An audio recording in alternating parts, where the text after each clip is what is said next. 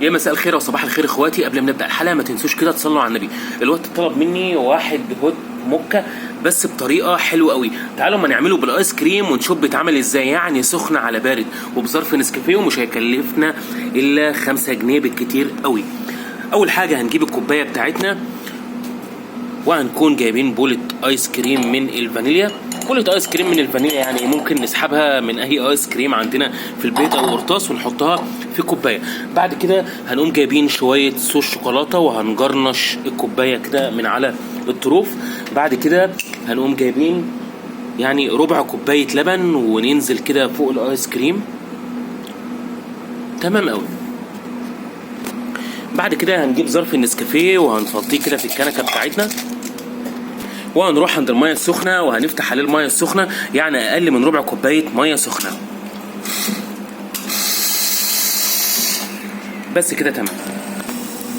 وبعد ما حطينا الميه السخنه في ظرف النسكافيه هنقوم نازلين فوق الخليط اللي احنا عملناه كده علشان يبقى سخن على بارد وحاجه كده تبقى عظمه قوي.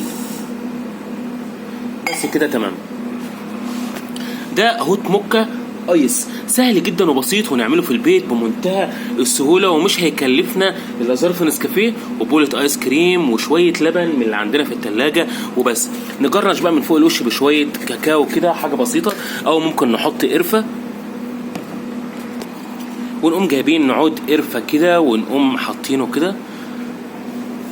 بعد كده نجيب شويه صوص شوكولاته ونجرنش كده من فوق الوش.